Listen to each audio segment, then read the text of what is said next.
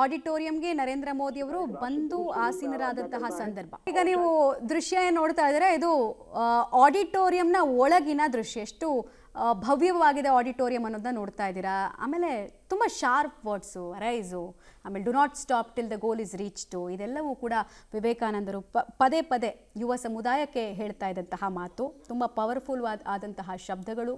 ಆ ಶಬ್ದಗಳನ್ನು ಕೂಡ ಅಲ್ಲಿ ಓಪನಿಂಗ್ ವಿಡಿಯೋ ಬೈಟ್ ರೀತಿಯಲ್ಲಿ ನೀವು ನೋಡ್ತಾ ಇದ್ದೀರಾ. ನರೇಂದ್ರ ಮೋದಿಯವರ ಪಕ್ಕದಲ್ಲಿ ಗವರ್ನರ್ ತಾವರ್ಚಂದ್ ಗೆಹ್ಲೋಟ್ ಮತ್ತು ಅವರ ಪಕ್ಕದಲ್ಲಿ ಡಿ ಕೆ ಶಿವಕುಮಾರ್ ಇರೋದನ್ನು ಕೂಡ ನೀವು ಗಮನಿಸ್ತಾ ಇದ್ದೀರಾ. ನಾವೀಗಾಗಲೇ ಹೇಳ್ತಾ ಇದ್ವಿ ಇದು ಯಾಕೆ ತುಂಬ ಇಂಪಾರ್ಟೆಂಟ್ ಆಗುತ್ತೆ, ಏನು ವಿಶೇಷ ಏನು. ಆಡಿಟೋರಿಯಂನ ಕೆಪಾಸಿಟಿಯನ್ನು ನೀವು ನೋಡ್ತಾ ತುಂಬ ದೊಡ್ಡ ಆಡಿಟೋರಿಯಂನೇ ಕಟ್ಟಿದ್ದಾರೆ ಅಂತ.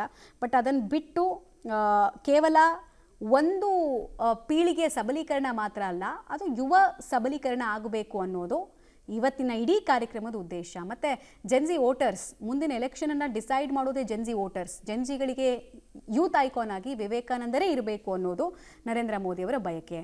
ಹೀಗಾಗಿ 40 ಕೋಟಿ ಜೆನ್ಜಿಗಳ ಪಾಪ್ಯುಲೇಷನನ್ನು ಸೆಳೆಯೋದಕ್ಕೆ ಈಗಿನಿಂದಲೇ ಕಸರತ್ತಿನ ಭಾಗವಾಗಿ ಈ ಭೇಟಿ ಅಂತ ಹೇಳಿದ್ರು ತಪ್ಪಾಗಲ್ಲ, ಅಥವಾ ಎಕ್ಸಾಜರೇಷನ್ ಕೂಡ ಆಗಲ್ಲ. ಇವರ ಮಾತುಗಳನ್ನು, ತತ್ವಗಳನ್ನು ಜನರಿಗೆ ತಲುಪಿಸೋ ಮೂಲಕ ಏನೇನು ಮಾರ್ಗಗಳಿದೆಯೋ ಅದೆಲ್ಲವನ್ನು ಕೂಡ ನರೇಂದ್ರ ಮೋದಿಯವರು ಮಾಡ್ತಾ ಇದ್ದಾರೆ. ಮತ್ತು ವಿವೇಕಾನಂದರ ಚಿಂತನೆ ಸಾರ್ವಕಾಲಿಕ ಶ್ರೇಷ್ಠತೆಯನ್ನು ಹೊಂದಿದೆ ಅನ್ನೋದನ್ನು ಕೂಡ ನಾವು ಹೇಳ್ತಾ ಇದ್ವಿ. ಸ್ವಾವಲಂಬನೆ ಅನ್ನೋದು ಮಹಿಳೆಯರಿಗೆ ಯಾಕೆ ಇಂಪಾರ್ಟೆಂಟ್ ಅಂತ ಆಗಿನ ಕಾಲಕ್ಕೆ ಹೇಳಿದರು ಸ್ವಾಮಿ ವಿವೇಕಾನಂದರು. ಮತ್ತು ಸಿಸ್ಟರ್ ನಿವೇದಿತಾ ಅಂದರೆ ಜಗತ್ತಿನಾದ್ಯಂತ ಅವರಿಗೆ ಶಿಷ್ಯ ಪರಂಪರೆ ಇದ್ದಿದ್ದು ಕೂಡ ಆಗಿನ ಕಾಲದಲ್ಲೇ ಎಷ್ಟು ಇಂಪಾರ್ಟೆಂಟು ಅನ್ನೋದನ್ನು, ಕಮ್ಯುನಿಕೇಷನ್ ಎಷ್ಟು ಇಂಪಾರ್ಟೆಂಟು, ಆಮೇಲೆ ಪಾಶ್ಚಿಮಾತ್ಯ ದೇಶಗಳ ಜೊತೆಗಿನ ಬಾಂಧವ್ಯ ಎಷ್ಟು ಇಂಪಾರ್ಟೆಂಟು. ಮತ್ತು ಸನಾತನ ಧರ್ಮ ಅಂದರೆ ಏನು? ಕೆಲವರು ಹೇಳೋದು ಸನಾತನ ಧರ್ಮನ, ಅಥವಾ ಯೂನಿವರ್ಸಲ್ ಅಕ್ಸೆಪ್ಟೆನ್ಸ್ ಅಂದರೆ ಸನಾತನ ಧರ್ಮನ, ಎಲ್ಲರನ್ನು ಒಪ್ಪಿಕೊಳ್ಳೋದು, ಜಾತಿ ಪಂಕ್ತವನ್ನು ಮೀರಿ ಒಪ್ಪಿ ನಡೆಯೋದು ಸನಾತನ ಧರ್ಮನ. ಇದೆಲ್ಲದರ ಬಗ್ಗೆ ಕ್ಲಾರಿಟಿ ಆಗಿನ ಕಾಲಕ್ಕೆ ಇತ್ತು ಸ್ವಾಮಿ ವಿವೇಕಾನಂದರಿಗೆ. ಆ ಕ್ಲಾರಿಟಿ ಈಗಿನ ಯುವ ಪೀಳಿಗೆಗೂ ಬೇಕು ಅನ್ನೋದು ನರೇಂದ್ರ ಮೋದಿಯವರ ಭೇಟಿಯ ಉದ್ದೇಶ ಅಂದರೆ ತಪ್ಪಾಗಲಿಕ್ಕಿಲ್ಲ. ಮತ್ತು ಆದರ್ಶಪ್ರಾಯರು, ಯಾವತ್ತಿಗೂ ಆದರ್ಶಪ್ರಾಯರು. ಭಾರತದ ಕೀರ್ತಿಯನ್ನು ಎತ್ತಿ ಹಿಡಿಯೋದಕ್ಕೆ ಅವರು ಮಾಡಿದಂತಹ ಕಾರ್ಯಗಳನ್ನು ನಾವು ನೆನೆಸ್ಕೊಳ್ಬೇಕು, ಕೊಡುಗೆಯನ್ನು ನೆನೆಸ್ಕೊಳ್ಬೇಕು ಅನ್ನೋದನ್ನು ಕೂಡ ತಿಳಿಸ್ತಾ ಇದ್ದಾರೆ. ಮತ್ತು ಮೈಸೂರಿನ ಮಹಾರಾಜರ ಉದಾತ್ತ ಚಿಂತನೆ ಚಿಕಾಗೋ ಕಡೆಗೆ ಇವರನ್ನು ಪಯಣ ಬೆಳೆಸುವಲ್ಲಿ ಅಡಿಪಾಯ ಹಾಕ್ಕೊಡ್ತು ಅನ್ನೋದರ ಗ್ರ್ಯಾಟಿಟ್ಯೂಡ್ ಕೂಡ ಇವತ್ತಿನ ಭೇಟಿಯಲ್ಲಿ ಇದೆ.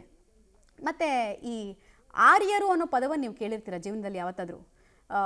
ಸ್ವಾಮಿ ವಿವೇಕಾನಂದರು ಆರ್ಯರ ಬಗ್ಗೆ ಹೇಳ್ತಾ ಇದ್ದಿದ್ದು ತುಂಬ ಅದ್ಭುತವಾಗಿತ್ತು. ಆರ್ಯರು ಅಂದರೆ ನಾರ್ತ್ ಇಂಡಿಯನ್ಸ್ ಅಂತ ಅಲ್ಲ, ಉತ್ತರ ಭಾರತದವರು ಆರ್ಯರು ಅಂತ ಈಗ ಒಂದು ಥಿಯರಿ ಇದೆ ಗೊತ್ತಾ, ಹಾಗೆಲ್ಲ ಅಲ್ಲ ಅದು. ಆರ್ಯರು ಅಂತ ಅಂದರೆ ಶ್ರೇಷ್ಠ ಚಿಂತನೆ ಉಳ್ಳವರು.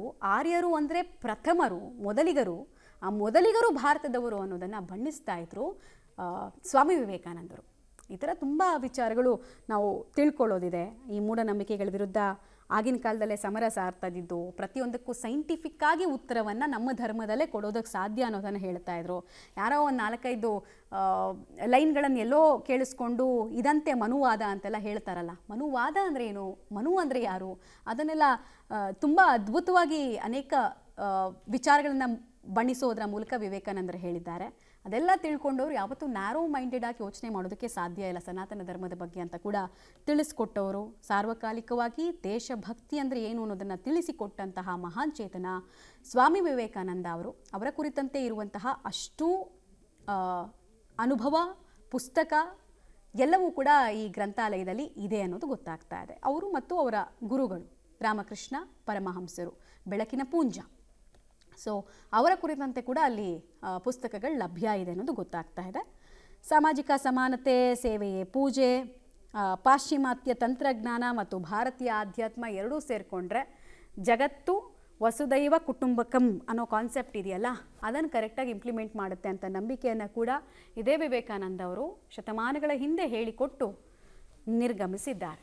ಹೀಗಾಗಿ ಅದನ್ನೆಲ್ಲ ಮತ್ತೆ ಹುಡುಕೋ ಪ್ರಯತ್ನ, ದಾಸ್ಯದಿಂದ, ಹಲವು ವಿಚಾರಗಳಲ್ಲಿ ದಾಸ್ಯದಿಂದ ಆಚೆ ಬನ್ನಿ ಅಂತ ಹೇಳೋ ಪ್ರಯತ್ನವನ್ನು ಇಂಥ ಸ್ಮಾರಕಗಳ ಉದ್ಘಾಟನೆ ಮೂಲಕ ನರೇಂದ್ರ ಮೋದಿಯವರು ಮಾಡ್ತಾ ಇದ್ದಾರೆ. ವಿಜ್ಞಾನವೂ ಬೇಕು, ಭಾರತದ ಆಧ್ಯಾತ್ಮನೂ ಬೇಕು, ಆಧ್ಯಾತ್ಮಿಕತೆಯನ್ನು ಕಲಿಬೇಕು ಮತ್ತು ಸಂಯೋಜಿತ ಪ್ರಗತಿಯನ್ನು ಬಯಸಬೇಕು ಪ್ರತಿಯೊಬ್ಬರು ಅನ್ನೋದು ಇಷ್ಟೂ ಕಾರ್ಯಕ್ರಮದ ಉದ್ದೇಶ. ಡೀಟೇಲ್ಸ್ ಕೊಡ್ತಾರೆ ಕೆ.ಪಿ. ನಾಗರಾಜ್. ಕೆ.ಪಿ. ನಾಗರಾಜ್, ಈಗ ಆಡಿಟೋರಿಯಂ ಕಾರ್ಯಕ್ರಮಗಳು ಯಾವ ರೀತಿ ಸಾಗುತ್ತೆ ಅಂತ? ಈಗ ಇನ್ನೇನು ಕೆಲವೇ ಕ್ಷಣಗಳಲ್ಲಿ ರಾಮಕೃಷ್ಣ ಆಶ್ರಮಕ್ಕೆ ಬರ್ತಾರೆ. ಅಲ್ಲಿನೂ ಕೂಡ ಒಂದು 5 ನಿಮಿಷ ಧ್ಯಾನವನ್ನ ಮುಗಿಸಿ ತದನಂತರ ಅಲ್ಲಿಂದ ನೇರವಾಗಿ ಆಶ್ರಮದ ಮೈದಾನಕ್ಕೆ ಬರುವಂತಹದ್ದು. ಇಲ್ಲಿ ಯುವ ಸಮುದಾಯವನ್ನ ಉದ್ದೇಶಿಸಿ ನರೇಂದ್ರ ಮೋದಿ ಅವರು ಭಾಷಣ ಮಾಡ್ತಾರೆ. ಇಲ್ಲಿ ನೇರವಾಗಿ ಬಹುತೇಕ ಮುಖ್ಯಮಂತ್ರಿಗಳ ಭಾಷಣವೂ ಕೂಡ ಇದ್ದಂತೆ ಕಾಣ್ತಾ ಇದೆ. ಅದನ್ನು ಹೊರತುಪಡಿಸಂತೆ ಸ್ವಾಮೀಜಿಗಳು ಸ್ವಾಗತವನ್ನ ಕೊಡುವಂತದ್ದು. ಅದರಂತರದಲ್ಲಿ ಮುಖ್ಯಮಂತ್ರಿಗಳು ಕೂಡ ಮಾತನಾಡ್ತಾರೆ. ಆನಂತರದಲ್ಲಿ ನರೇಂದ್ರ ಮೋದಿ ಅವರು ಭಾಷಣವನ್ನ ಮಾಡುವಂತದ್ದು. ಇವತ್ತಿನ ಭಾಷಣ ಒಂದು ಮಟ್ಟದ ಕುತೂಹಲ ಇರುವಂತಹದ್ದು.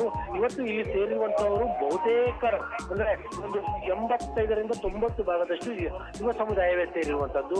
ಅದರಲ್ಲೂ ಕೂಡ ಕಾಲೇಜು ಹೈಸ್ಕೂಲಿನ ಮಕ್ಕಳು ಸೇರಿರುವಂತದ್ದು. ಹಾಗಾಗಿ ಅವರಿಗೆ ಯಾವ ತರದ ಸಂದೇಶವನ್ನ ಮೋದಿ ಅವರು ರವಾನೆ ಮಾಡ್ತಾರೆ ಎನ್ನುವಂತಹದ್ರ ಮೇಲೆ ಬಹಳ ದೊಡ್ಡ ಮಟ್ಟದ ಕುತೂಹಲ ಇರುವಂತಹದ್ದು. ಯಾಕಂದ್ರೆ ದೊಡ್ಡ ಮಟ್ಟದ ಚರ್ಚೆಗಳು ಇವತ್ತು ದೇಶದಲ್ಲಿ ನಡೀತಾ ಇದ್ದಾವೆ.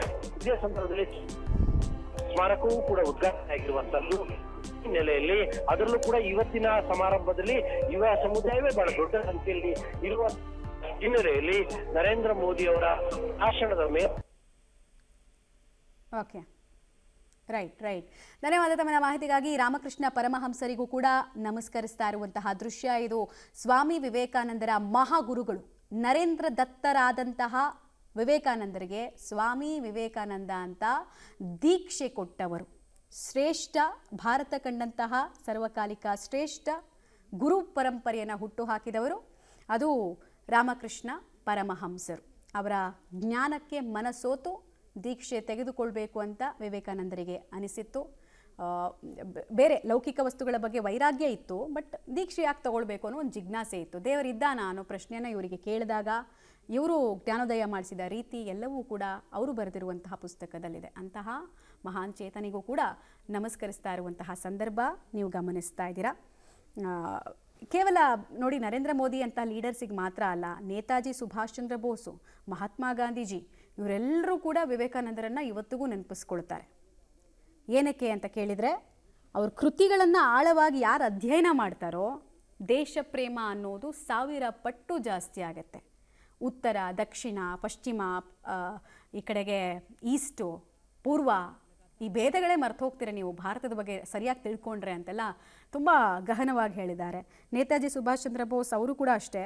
ನನ್ನ ಪಾಲಿಗೆ ವಿವೇಕಾನಂದರು ಯಾವತ್ತಿಗೂ ಕೂಡ ಆಧುನಿಕ ಭಾರತದ ಸೃಷ್ಟಿಕರ್ತ ಅಂತೆಲ್ಲ ತುಂಬ ಮುಕ್ತ ಕಂಠದಿಂದ ಹೊಗಳಿದ್ದು ಕೂಡ ನಾವಿಲ್ಲಿ ನೆನಪು ಮಾಡ್ಕೊಳ್ಬೋದು. ಮತ್ತು ಅನೇಕ ಯುವಕರಿಗೆ ದೇಶ ಸೇವೆ ಆರ್ಮಿನಲ್ಲಿ ನೀವು ಕೇಳಿ, ಇವತ್ತಿಗೂ ಕೂಡ ನೀವು ಯಾರು ಪುಸ್ತಕಗಳನ್ನು ನೋಡಿ ಇನ್ಸ್ಪೈರ್ ಆದ್ರಿ ಅಂತ ಕೇಳಿದ್ರೆ ಅವರು 2 ಹೆಸರುಗಳನ್ನು ಹೇಳ್ತಾರೆ. ಒಂದು ಸುಭಾಷ್ ಚಂದ್ರ ಬೋಸ್, ಮತ್ತೊಂದು ಸ್ವಾಮಿ ವಿವೇಕಾನಂದರು. ಅದಕ್ಕೆ ನಾವು ನಿಮಗೆ ವೀರ ಸನ್ಯಾಸಿ ಅನ್ನೋ ಪದವನ್ನು ಬಳಕೆ ಮಾಡಿದ್ದು. ಸನ್ಯಾಸಿಗಳಂದರೆ ಏನಂತ ಅಂದ್ಕೊಳ್ತೀವಿ ನಾವು, ಎಲ್ಲವನ್ನ ತ್ಯಜಿಸಿದವರು ತುಂಬ ಸಾಧುಗಳು ಅಂತ. ನೋ, ಧರ್ಮನ ಉಳಿಸಬೇಕು ಅಂತ ಬಂದಾಗ ವೀರತ್ವ ಅನ್ನೋ ತುಂಬ ಇಂಪಾರ್ಟೆಂಟ್ ಅಂತ ತೋರಿಸಿಕೊಟ್ಟವರು ಸ್ವಾಮಿ ವಿವೇಕಾನಂದರು. ಹೀಗಾಗಿ ಸುಭಾಷ್ ಚಂದ್ರ ಬೋಸ್ ಅವರು ಹೇಳಿದ್ರಲ್ಲಿ ಯಾವುದೇ ಅತಿಶಯೋಕ್ತಿ ಅಲ್ಲ ಅಥವಾ ಎಕ್ಸಾಜರೇಷನ್ಸ್ ಅಲ್ಲ, ಅವ್ರ ಪುಸ್ತಕಗಳು ವಿಚಾರಧಾರೆಗಳೇ ಆಗಿದ್ವು ಅಂತ. ಸೊ ಅವ್ರ ವ್ಯಕ್ತಿತ್ವದಲ್ಲಿದ್ದಂತಹ ಕರುಣೆ ಮತ್ತು ಒಬ್ಬ ಸನ್ಯಾಸಿ ಗಂಭೀರ ಸನ್ಯಾಸಿ ಅಲ್ಲದೇನೋ ಜಗತ್ತಿಗೆ ಮಾರ್ಗದರ್ಶನ ತೋರಿಸ್ಬೋದು ಅನ್ನೋದನ್ನು ಅವರು ತೋರಿಸ್ಕೊಟ್ರು. ಆಮೇಲೆ ಶಿಷ್ಯ ಪರಂಪರೆಯನ್ನು ಬೆಳೆಸಿದ್ರು. ತನ್ನತ್ರ ಮಾತ್ರ ಇದ್ದಂತಹ ಜ್ಞಾನ ತನಗೆ ಮಾತ್ರ ಸೀಮಿತಗೊಳಿಸಲಿಲ್ಲ. ಅವರು ಭಾರತ ಪರ್ಯಟನೆಯನ್ನು ಮಾಡಿದ್ರು. ಭಾರತದಲ್ಲಿರುವಂಥ ಅನೇಕ ರಾಜ್ಯಗಳಲ್ಲಿ ಶಂಕರಾಚಾರ್ಯರ ಬಗ್ಗೆ ನಾವು ಹೇಗೆ ನೆನಪಿಸ್ಕೊಳ್ತೀವಿ, ಹಿಂದೂ ಧರ್ಮ ಉಳಿಯೋದಕ್ಕೆ ಶಂಕರಾಚಾರ್ಯರ ಕೊಡುಗೆ ದೊಡ್ಡದು ಅಂತ ಹೇಗೆ ನೆನಪಿಸ್ಕೊಳ್ತೀವಿ, ಹಾಗೆ ಸ್ವಾಮಿ ವಿವೇಕಾನಂದರು ಅಷ್ಟೇ. ಮಾಡರ್ನ್ ಆಧ್ಯಾತ್ಮ ಪರಿಚಯ ಮಾಡಿಕೊಟ್ಟು ಮಾಡರ್ನ್ ಆಧ್ಯಾತ್ಮದ ಜೊತೆಗೆ ಸುವರ್ಣ ಭಾರತ ಭೂಮಿಯ ಇತಿಹಾಸವನ್ನು ಹೇಳಿಕೊಟ್ಟವರು. ಅಪಾರವಾದಂತಹ ಜ್ಞಾನ ಇತ್ತು. ಹಾಗಂತ ಬರೀ ಆಧ್ಯಾತ್ಮ ಅಂತ ಅವರು ಸೈನ್ಸನ್ನು ಯಾವತ್ತೂ ನಂಬೇಡಿ, ಸುಳ್ಳು ಆ ಥರ ಎಲ್ಲ ಅಂತಿರಲಿಲ್ಲ. ತುಂಬ ಜನ ಸೈಂಟಿಸ್ಟ್ಗಳ ಜೊತೆಗೆ ಅವ್ರಿಗೆ ಒಂದು ಡೀಪ್ ಕನೆಕ್ಷನ್ ಇತ್ತು. ವೆಸ್ಟರ್ನ್ ವರ್ಲ್ಡ್ ಜೊತೆಗೆ ಒಂದು ಡೀಪ್ ಕನೆಕ್ಷನ್ ಇತ್ತು.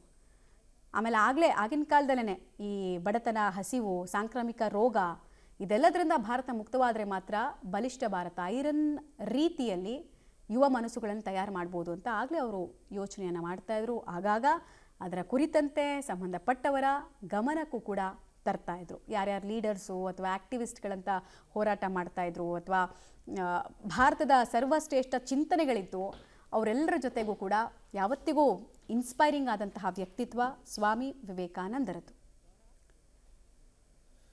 ಧರ್ಮದ ವಿಚಾರದಲ್ಲಿ ಕತ್ತಲು ಆವರಿಸಿದಾಗ ವಿವೇಕಾನಂದರ ಪುಸ್ತಕ ಮತ್ತು ಮಾರ್ಗದರ್ಶನ ದಾರಿದೀಪವಾಗತ್ತೆ ಅನ್ನೋ ಕಾರಣಕ್ಕೆ ವಿವೇಕಾನಂದರಿಗೆ ಆಧ್ಯಾತ್ಮಿಕ ಕ್ಷೇತ್ರದ ಸುನಾಮಿ ಅಂತಲೇ ಜನ ಬಣ್ಣಿಸ್ತಾ ಇದ್ರು.